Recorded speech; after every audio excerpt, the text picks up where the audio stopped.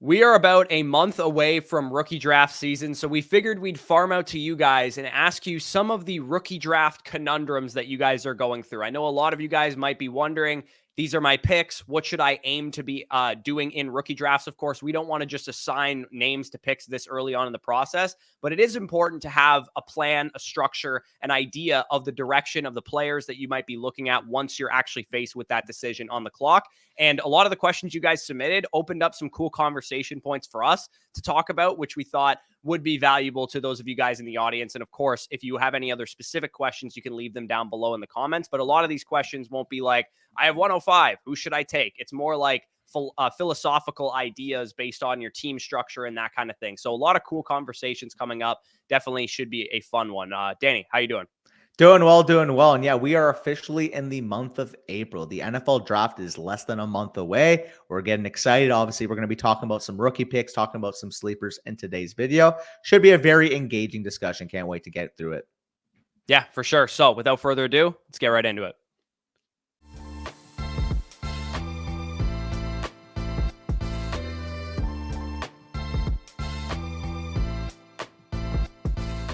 All right, so the first question comes from FF Snoog on Twitter, a fellow content creator here. He asks us, who are you targeting in the 3rd/4th round at rookie wide receiver? So when you guys are in the 3rd, 4th rounds of your rookie drafts, I'm sure you're wondering, who are the sleepers? Who's the next Puka Nacua? Who's the next Tank Dell? Who's the next Jaden Reed? Like guys that can turn into big-time hits out of that area of the draft. And in terms of the archetypes that I would say I'm looking for specifically in that area of the draft, is sometimes you can rely on the draft capital, right? Sometimes you're at like 309 and a guy who got 2nd round draft capital is on the board. Say, for example, guys that are not highly thought of in the fantasy space, a Johnny Wilson, a Jermaine Burton, a Ricky Pearsall, a Roman Wilson, somebody like that the NFL might have been higher on that we aren't very high on, but you get the discounted draft capital at that 309 or whatever. And then also, too, we have specific guys that we've watched the film on, we've actually evaluated who might not get good draft capital, but we're still going to take our shots regardless of the draft capital that they do get.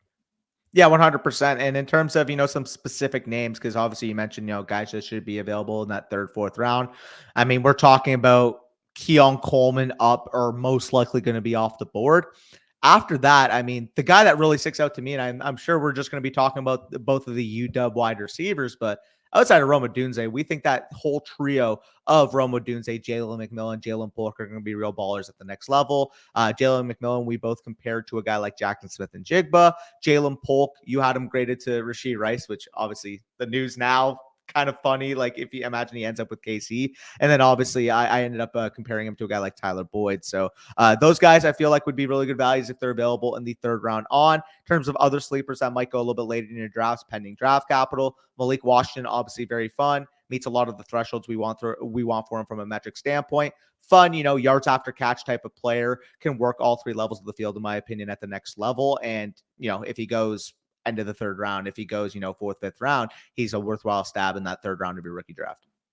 Yeah, a couple more names I would add to the group. I already mentioned those guys that the NFL is going to be higher on that we're probably going to let slide, like a Ricky Pearsall, a Roman Wilson, a Devontae Walker, guys like that we're not super high on those players, their profiles, their film, but the draft capital, sometimes you lean into it because, if I'm wrong and 2nd round Ricky Pearsall turns into a great player, he's going to end up returning a lot of value for me. And that's the point in the draft that people were taking shots on, say, Jaden Reed last year, who a lot of people maybe weren't that high on Jaden Reed, but a 2nd round draft pick made people excited about him. I've come around a little bit on Malachi Corley. I know he's a bit raw. I know he doesn't really have a whole lot of a route running skill set yet, but he is a good athlete. He's a big dude. The NFL seems high on him. I'm imagining he'll go in the 2nd or the 3rd round of the NFL draft. And then, like you said, Malik Washington, Jalen Polk, Jalen McMillan, specifically 3 guys that I really like. Don't know how the NFL is going to value them, but I really like those guys. And then 2 last names I would shout out would be Jacob Cowing, who's kind of like the poor man's version of Malik Washington, a little bit more of a slender dude, kind of Tutu Atwell-y in terms of like his prospect profile, but he does have some redeeming qualities, including his ability to earn targets over the course of multiple years. And then Brendan Rice, also the NFL bloodlines and the size profile that he has. He had some redeeming qualities at USC, but we're not talking about elite prospects here. We're talking 3rd, 4th round guys. This wide receiver class, generally speaking, is quite deep. I know a lot of people are also high on Jermaine Burton as like a deep threat as well. There's a lot of dudes in this area that are going to fill out that 3rd, 4th round group. Yeah, and the final guy that I'll give some credit to, obviously Snook is a fan of him as well. When you hear the name, you're going to be pretty excited. But I like Javon Baker. I'm a little bit higher on him comparatively than Corey is. I feel like at the next level, the projection would be a Michael Gallup type of player. And we saw Michael Gallup, when he landed in that right situation in his second year prior to the ACL tear, be a very productive fantasy football wide receiver. So Javon Baker, especially if he lands post NFL draft on a team like the Jaguars, on a team like the Cowboys, maybe replacing Gallup, on a team that has a solidified quarterback, has a top 5 to 10 level offense, Javon Baker has the upside to be a really solid number 2, especially on the boundary. Yeah, Baker is also another one of those guys like Tez Walker, where it's like, hey, you're betting on the upside of the athletic traits. You're betting on the upside of a guy that already knows how to do the hard part of the game, which is go downfield and get it. Needs to develop more of a short to intermediate route tree. But yeah, good question nonetheless. I'm sure we're going to have videos, top sleepers, and that kind of thing when we're actually doing rookie drafts. Generally speaking, at wide receiver, it's good to just rely on the guys that you liked pre-draft, and also sometimes rely on the draft capital in case you're wrong about those guys that you evaluated pre-draft. So number 2 on this questions list, we do have 10 questions that we're working through. I don't know if we mentioned that off the top. This comes from us from Coach Wetzel on Twitter. He said, a 10-team league, basically, is it okay to take wide receivers 101 and 102? It is a super flex format, right? So he's specifically asking probably about Marvin Harrison and Malik Neighbors, most likely, and especially in the team situation that he is in, where he already has Lamar Jackson, he already has Trevor Lawrence to lock down that quarterback position for him, and he is in need of wide receivers. He has Pittman, Debo, Evans, Cooper, pretty good receiver core, but definitely could use some more juice there.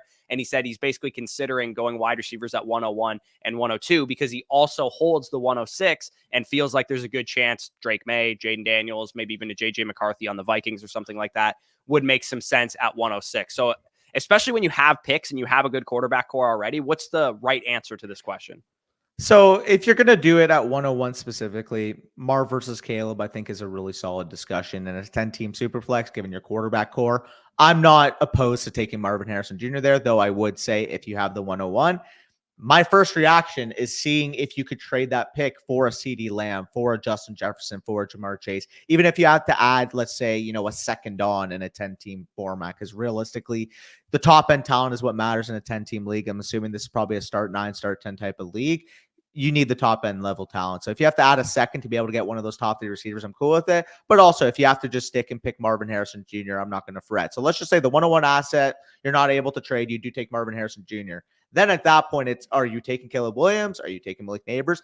I don't have the guts to be able to take Malik Neighbors over Caleb Williams, even in a 10-man league. And like I mentioned, I would see if you can sell 101 first and foremost, because people are going to see the pick value of the 101. But if you want Marvin Harrison Jr., you could always still trade the 102. And the 102 in that instance, people seeing that it's Caleb Williams should be able to net you a Amon St. Brown plus, should be able to net you, Puka Nacua plus, Garrett Wilson plus. And as much as I love Malik Neighbors, I would still take those receivers over Malik. So I definitely would look towards a trade prior than just, sticking and picking and taking Malik there.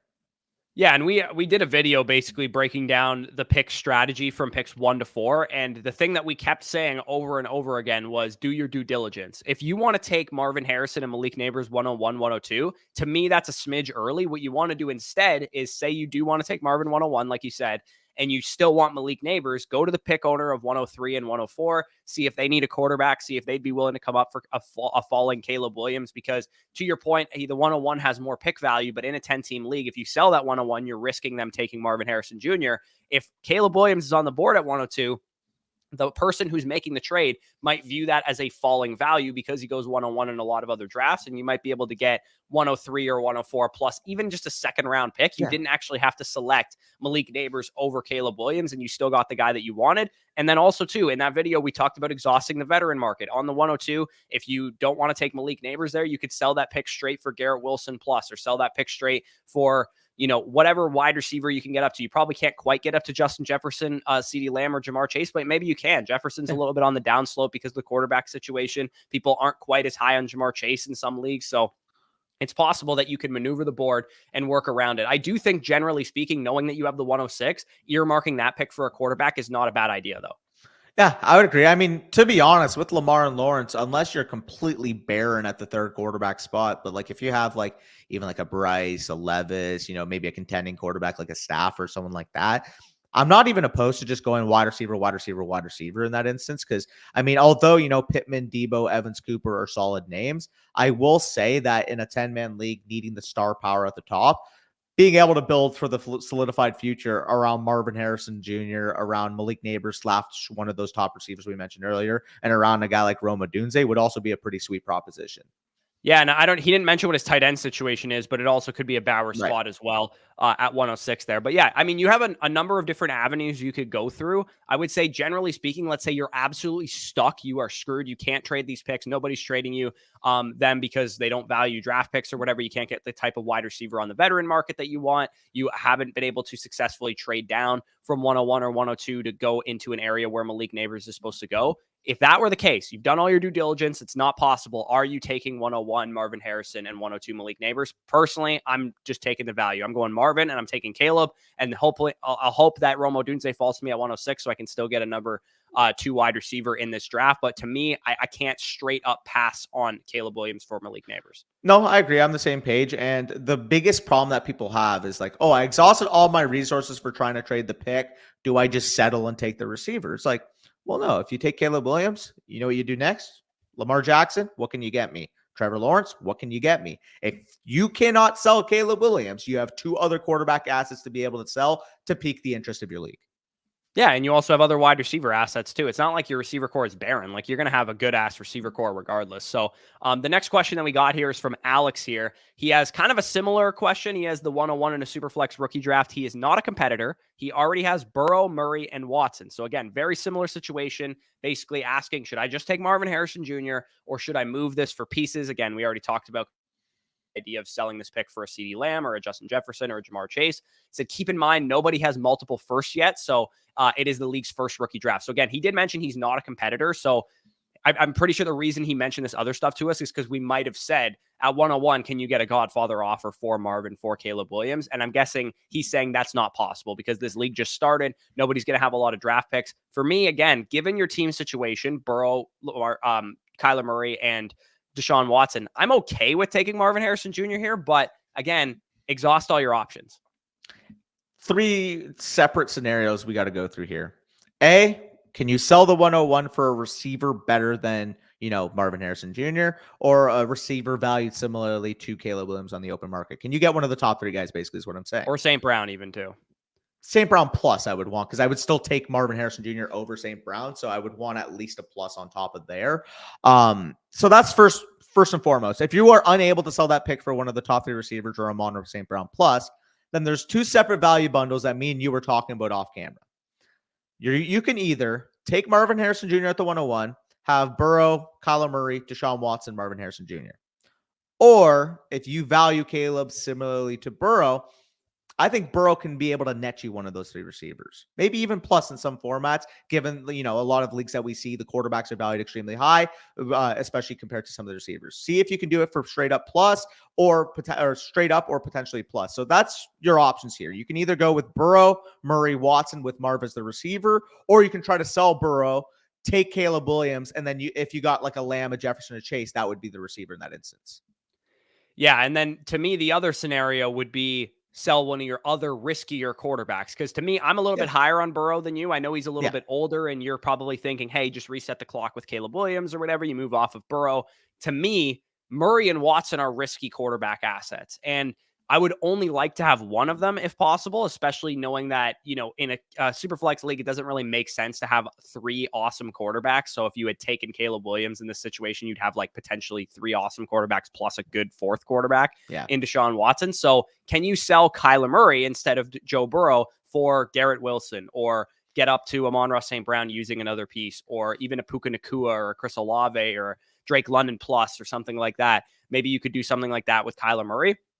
But again, if all else fails, if you exhaust all your options, am I okay pressing the button Marvin Harrison Jr. over Caleb Williams, given your team situation? I am. But again, try and maybe trade one of those other options. The other option too is, does the guy at 102 need a quarterback? Because he might be willing to give you just a small plus just to move up that one spot. But generally speaking, he might know what you're trying to do. He knows that you want Marvin and not Caleb, and he's just going to say, I dare you to just take Marvin 101. Yep. So to summarize that, obviously exhaust your resources, try to trade the 101 for one of those top 3 receivers, or potentially, like Corey said, maybe for 102 plus. If you cannot do that, Your three options, depending on what you value the most, are keeping Burrow, Murray, Watson, just taking Marv, keeping Murray and Watson, trading Burrow for the receiver, and taking Caleb, or like Corey said, keeping Burrow, taking Caleb at the 101 and trying to see if Kyler Murray can net you maybe a Garrett Wilson, maybe a Puka Nacua, or maybe if you add on a little bit, can get you to a Amon St. Brown. Yeah, exactly. So you got a number of different avenues that you can exhaust. The next question that we have here is actually two people asked a similar question. Basically, how to value a guy like Brock Bowers amongst this rookie wide receiver class. How do we value him? How do we value him in a rookie draft?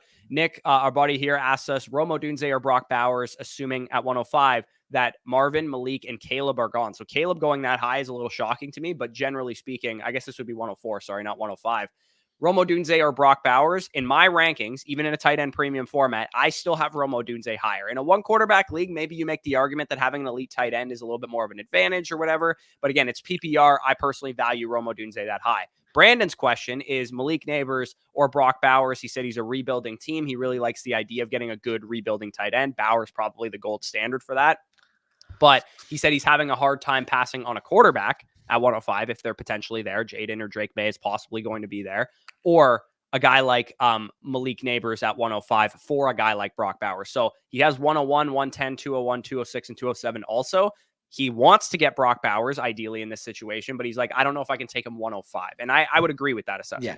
No, I'd agree. So to summarize both real quick, so the one quarterback tight end premium PPR, unless it's like a 2.0 premium or higher, I lean Odunze on face value. Now, obviously, there's context here. If you have 4 solidified wide receivers and your tight end core is like Cade Otton and Greg Dulcich, maybe you just take Brock Bowers in that instance because they are close enough assessments, in my opinion, to be viewed as within a tier. But face value, you slide down one pick too. If the person behind you wants Rome Odunze, you might just be able to get the 105 plus something and just take whoever falls to you.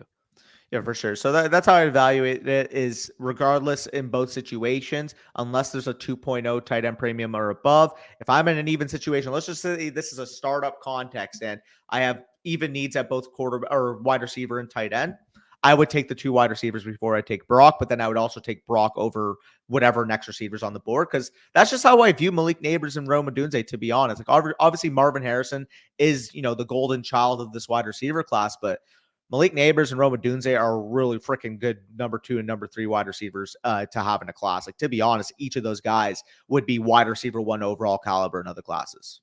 Yeah, both of them graded higher than either of the wide receivers that were wide receiver 1 last year or in 2022. Both of them would have been wide receiver 1 in that class. And then, at 105 for Brandon, it's enticing to take Brock Bowers, assuming you need a tight end and you kind of want, a stable option to build around. But the nice thing is Brock Bowers isn't going to go that high. You'll probably get him at 106, 107, 108, potentially even 2, especially knowing that McCarthy's getting all this top end, quarterback talk. And if your league values quarterbacks highly, I would imagine all 4 of them go off the board before Brock Bowers, especially. He didn't mention if this is a tight end premium, but especially if it's a non-tight end premium league, if you can move off of 105 because say you really don't want Malik Neighbors or you don't want Jaden Daniels, you don't want Drake May, whoever's going to end up being there, you can slide down a couple picks, pick up maybe even a future first, given that you might be taxing a guy for a quarterback and pick up Brock Bowers at that point. So again, it looks like you already have 101. You're probably going to take Caleb there, which is why you're probably not sold on the idea of taking another quarterback.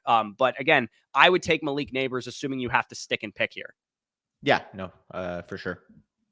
Yeah, so a lot of options there for both of those guys. But again, generally speaking, the way that we value Bowers is in a 1 quarterback league, he's the firm 104. In a super flex league, he's anywhere between 106 and 108, depending on your need for a tight end. But I generally lean towards 107 or 108 because I value Rome Odunze higher. If you need a quarterback and JJ McCarthy goes high and he gets a good landing spot, I might potentially value him higher as well. So the next question that we're going to get to is from the Birch. Basically, the question is take the safe wide receivers or the riskier quarterbacks in the 102 to 105 range. This would pretty much all come down to draft philosophy. Like, what do you like to do? Do you want to make sure you get the guaranteed stud, Malik Neighbors, Rome Odunze, Marvin Harrison? He said he's a rebuilder in a super flex league with the 102 through 104. So he has 102, 103, and 104. Do you take the sure thing elite wide receivers, just take all 3 of them potentially, or just at least 2 of them, or take shots on quarterbacks with some warts behind Caleb Williams? He said, I think a lot of people are chewing on this one. I mean, if you rebuilt a team and you have a bunch of draft picks, I'm sure a lot of people are stuck in this conundrum right now. The guys that actually have ranked 102, 103, and 104 are Marvin Harrison Jr., Drake May, and Malik Malik Neighbors. Neighbors. And again, depending on your need for a quarterback, if you need 2 quarterbacks for your roster, you said you're a rebuilder. I'm okay taking 2 quarterbacks in that range, but it's all going to depend on your risk assessment of these guys.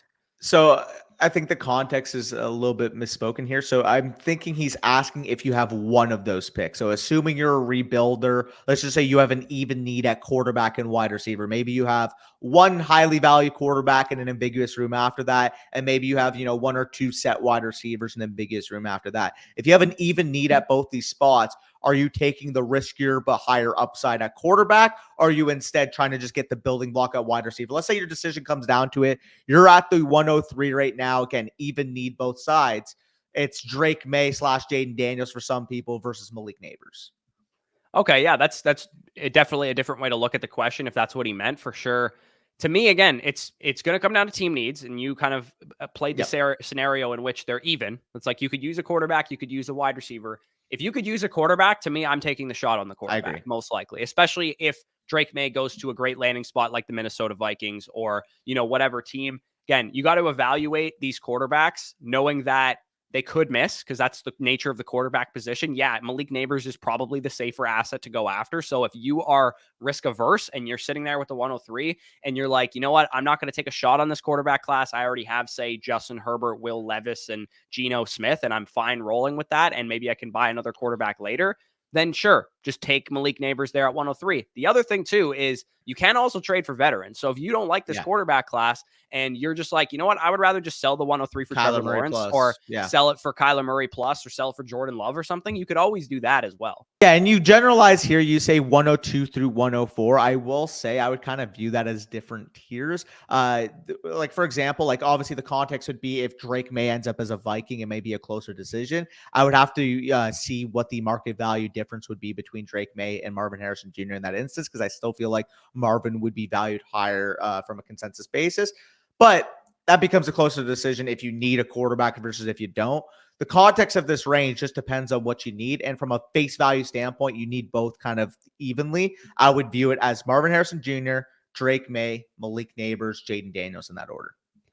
Yeah, exactly. It really all depends kind of what your team is looking for. But again, if you're generally a more risk-averse drafter, then maybe you opt to go for Malik Neighbors at 103 or 104 over a Jaden Daniels or a Drake May. But just bear in mind, that might not be what the market consensus is. Like, because if we get Jaden Daniels, Drake May, these high draft capital spots, maybe to good landing spots, they might be valued in startups over Malik Neighbors. Like, that wouldn't shock me one bit, even though they're riskier assets, quote unquote. So again, it's all going to kind of depend on your evaluation of those guys. If you're not a big Jaden Daniels fan, like, don't take Jaden Daniels. Like, it's your team. It's your dynasty team. So if you just love Malik Neighbors, you don't really care about these other quarterbacks because you view them as very risky, unlike Caleb, then you probably are better off just taking Malik Neighbors in that instance. So let's move on to the next question here, which is from Chan Hughes. He said, in a dynasty startup, he drafted the 108 with JJ McCarthy, or at least now that JJ McCarthy is getting this buzz, that's the tier break. Instead of 107, it's now 108 because McCarthy and then those other assets, the top 3 quarterbacks, Romo Dunze, Malik Neighbors, Marvin Harrison, and Brock Bowers.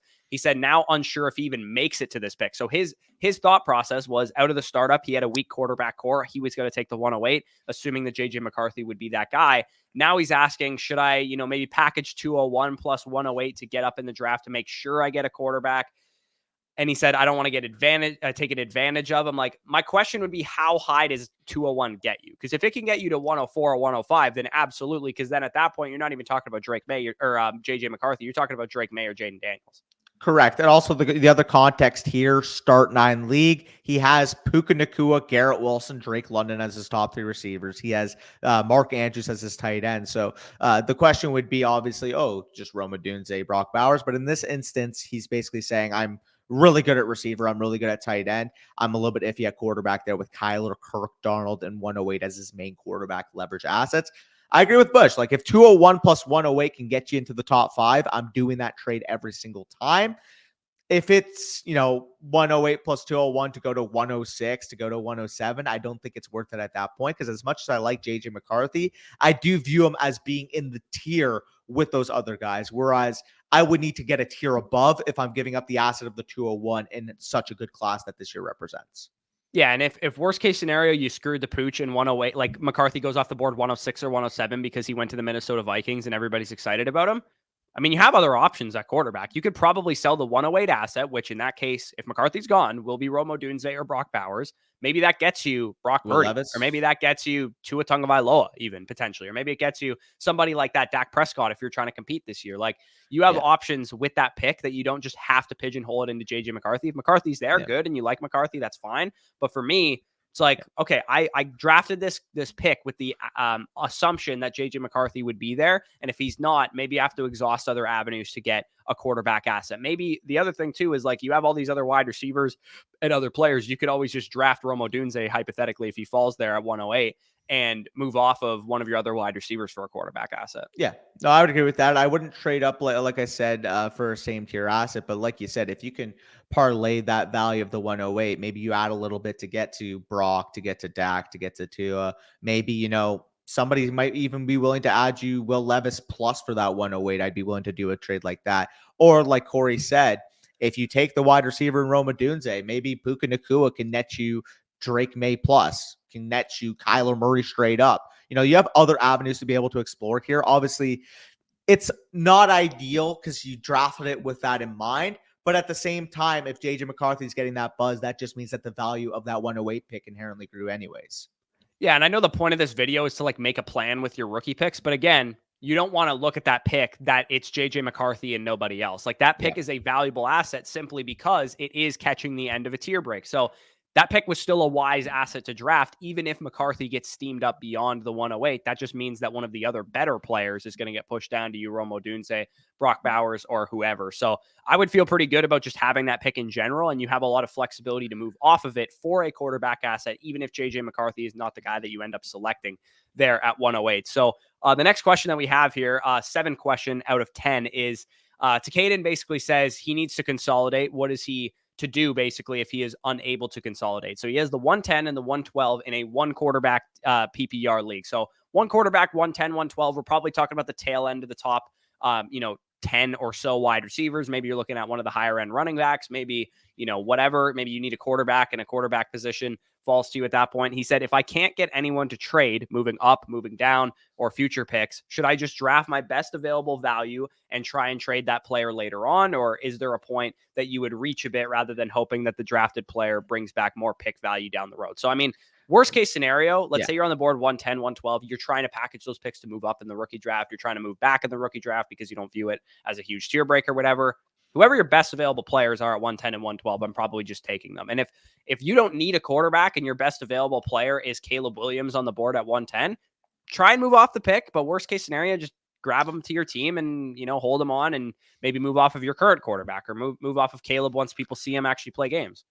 Yeah, I think there's a pretty simple solution to me. Obviously, if you can consolidate with those picks, you do it.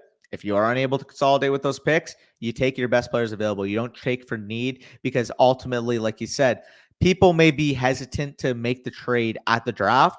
But once they kind of see, okay, this is a couple months in, I'm settled. I have more analysis on these players now. I know more about their fits. Maybe they're more willing at that point to make a deal. Honestly, it's this process that you can't rush.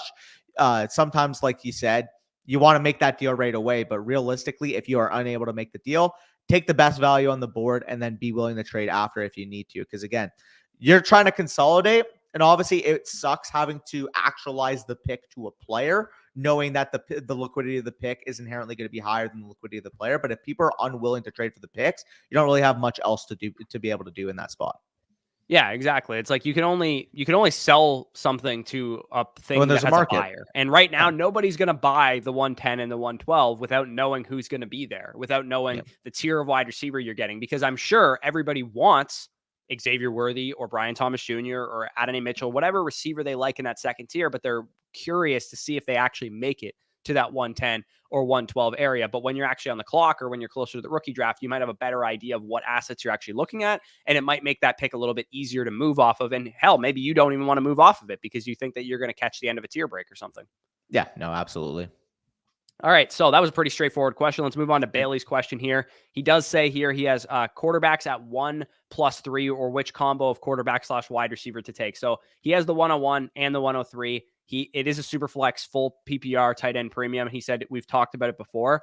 But what would we do basically if you have the 101 and the 103? Are you going to take, say, Marvin and see whatever quarterback falls to you at 103? Or are you going to just take Caleb Williams and then take the consolation prize in Malik Neighbors, for example, or potentially go quarterback in that scenario? So for me, I think a lot of people have mentioned this topic. It's like, I want Marvin more than I want QB1 in this class. I'm going to take Marvin 101 and just hope that Drake May or Jaden Daniels falls back to me. In my opinion, I wouldn't do that because I actually view the gap as closer between the way that the market views Caleb Williams and Drake May. I view the gap as closer, that Marvin Harrison and Malik Neighbors are quite close together versus the market views Caleb Williams well above Drake May. I view them pretty close in my own grades, but the market does not, because there's a lot of people that are lower on Drake May. Some people are really high on Jade Daniels. Some people even like JJ McCarthy over Drake May. So for me, the consensus is very clear. Marvin and Malik Neighbors are stud wide receivers who are not going to be that far off in terms of overall value, but Caleb Williams is the crown jewel of this quarterback class.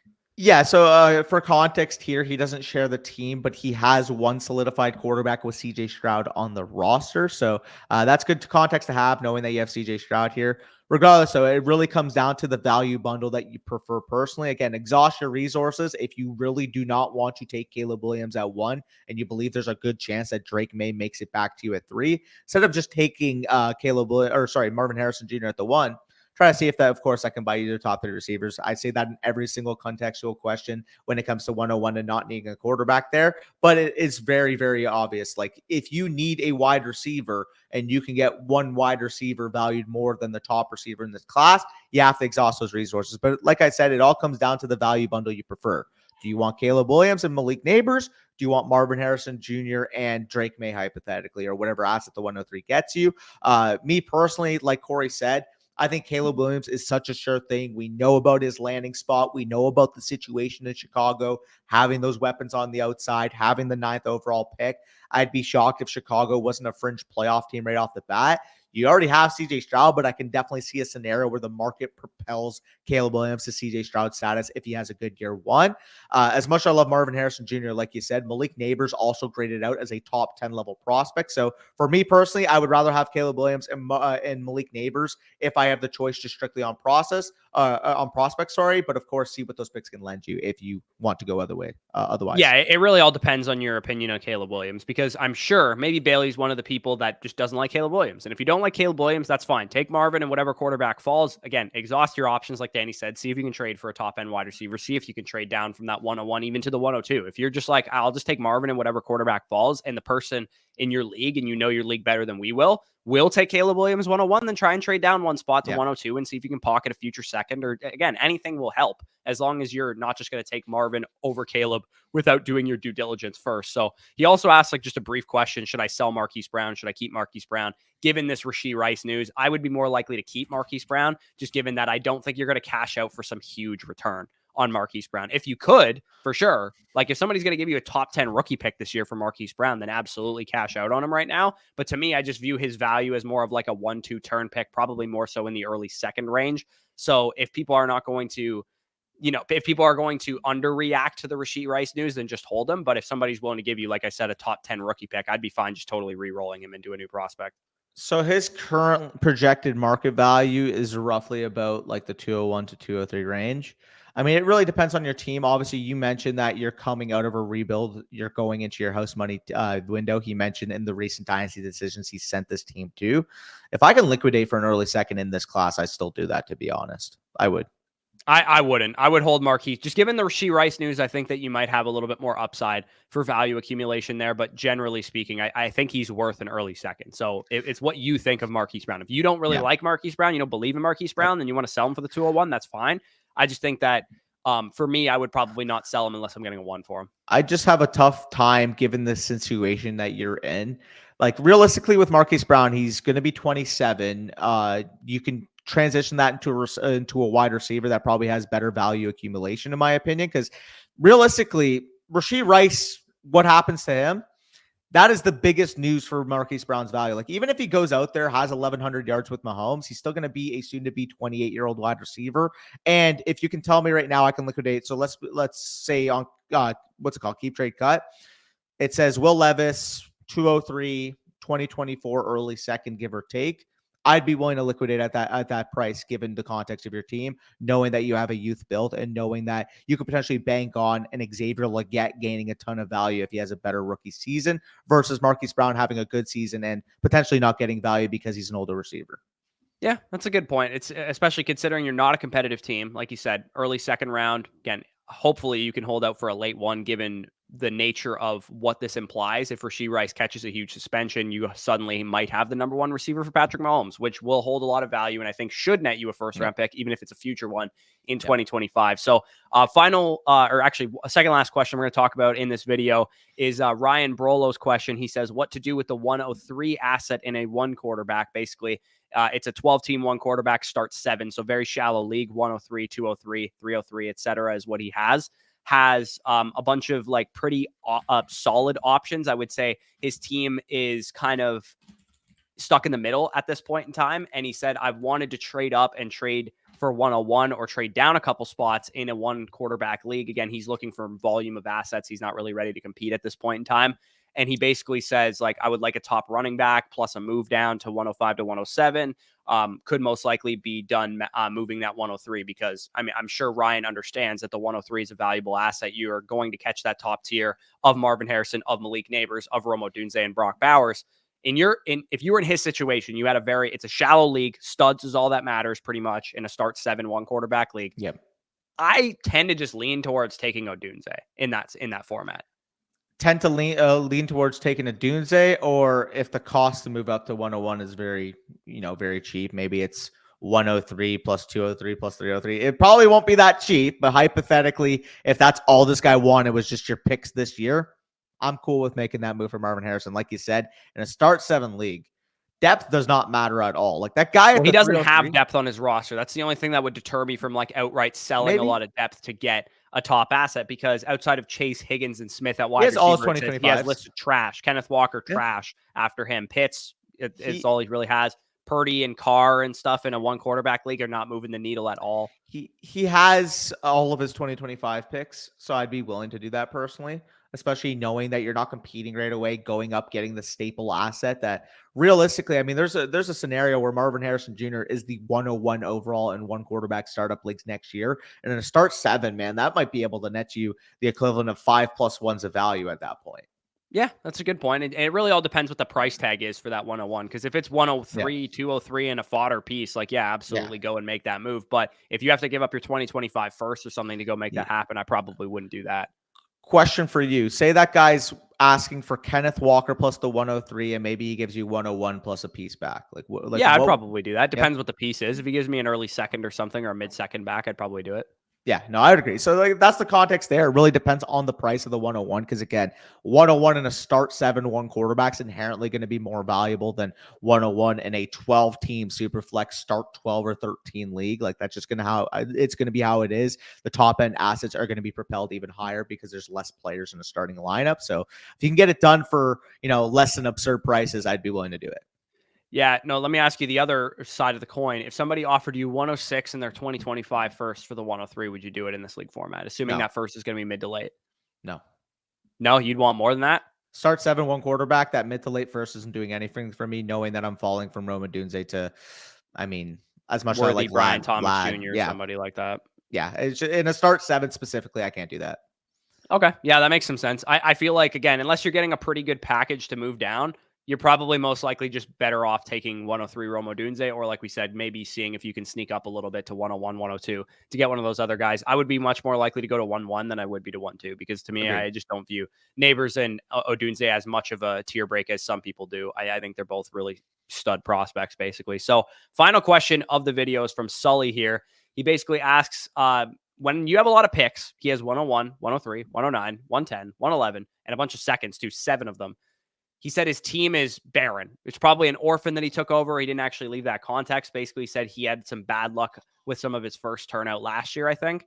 And he's a little worried if he should just be spending all these picks, or if he should be moving some of them, punting them into future capital, or whatever the case is, moving them for more proven assets, whatever the case is here. How are you handling situations where you have picks like this? 101, 103, 109, 110, 111. I think the easy answer for me is 101 and 103 are picks. It's going to be hard to miss on those picks. They're great prospects that you're going to end up getting there. You're going to get Caleb Williams and Marvin or something, or Marvin Harrison and Drake May with those picks. Like, it's going to be hard to miss on those picks. The 1-9, 110, 111 with a barren roster, I'm much more likely to trade down, bunt into future picks, buy low on, potential value accumulation pieces, whatever you have to do. It's more so those late picks that I'm thinking you would want to do that with.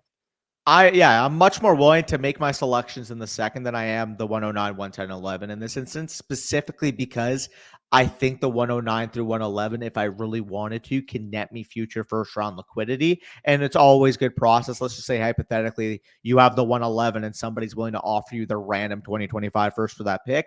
It's always good process to make that move, because even if it ends up as the guy losing in the final next year, you made even in terms of pick value. And obviously the upside there is if that pick ends up being the 106 next year, the 107 next year, you do make a profit. So 110, 111 specifically, I'm definitely doing that. 109, I'm open to moving that pick, but I do think 109 maybe in sublinks could be JJ McCarthy. Say hypothetically, Brian Thomas goes top 15. Somebody takes Brian Thomas at the 108. I feel like I would be more likely to move the 109 on the clock rather than doing it ahead of the draft, knowing the upside there that if it's JJ McCarthy at the 109 is just going to be a complete steal. So 109, I'd be hesitant. 110, 111, again, I'd be willing to move for future capital. Maybe some leagues, somebody's willing to offer you a 2025 1 and 2, making that deal every time. The meat and potatoes, though, obviously, is the 101 and the 103. Like, those are the turning point picks of your team. You have two assets right now. This is the reason why you got the 101 and the 103. You have Will Levis, you have Kyle Pitts, you don't have much else. You need to either hit on these picks or hit on the packages that you get from these picks. Again, do your due diligence. See maybe if you can get one of the top receivers. See maybe if you could trade for one of the quarterbacks. Worst comes to worst, push comes to shove. You already exhausted those resources. Nobody's willing to bite. I personally would go with Caleb Williams, and I would go with Marvin Harrison Jr. Obviously, if he's available, I would go with Caleb Williams, and I'd go with Malik Neighbors here.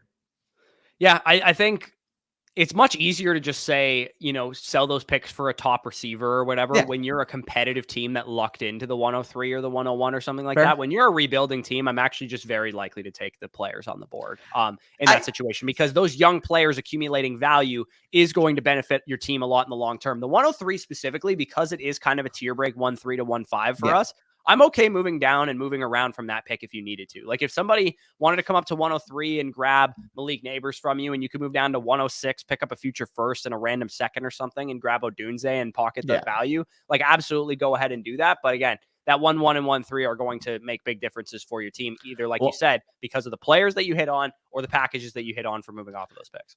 Well, that's why it comes back to doing your due diligence. Obviously, you never know what package is going to be thrown your way. Like, if somebody's offering, I'll give you 106 plus my future mid-projected 2025 1. You're doing that every single time in the context of your team. But I mentioned some of the top names, because even if you're not competing, like, if you're telling me straight up the 101 because that guy really wants Caleb Williams and maybe you're not sold on him, can get me one of those top 3 receivers, like, they're all young. They're all 24 or under at this current point. Or, well, I mean, actually, Jefferson and Lamb are about to turn 25. But the point being is they are so solidified at the top of the wide receiver market, where if you were to put them on the block at any point, you're going to be able to get 101 worth of assets. That's kind of the goal here. If you're going to trade one of those picks, you have to make sure that the assets getting you back are either going to get you what you paid or potentially more in the future, which I do think those receivers would be able to do.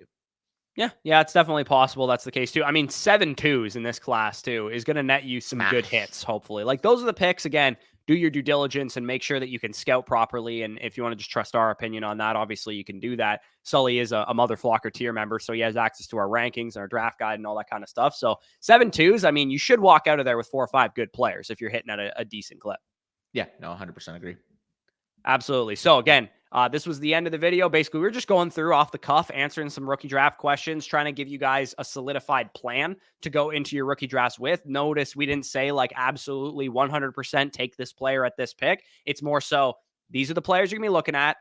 Do you want to accept that? Do you want to move around? Do you want to move down? Given the context of your team, given the context of your team situation, whether you're rebuilding, contending, all that kind of stuff. So hopefully this was a valuable video for to help you guys think through your rookie draft decisions. If you need to, get a piece of paper and a pen if you're in 3 or 4 dynasty leagues, write down all your picks and be like, okay, I'm going to be looking at these players at this pick.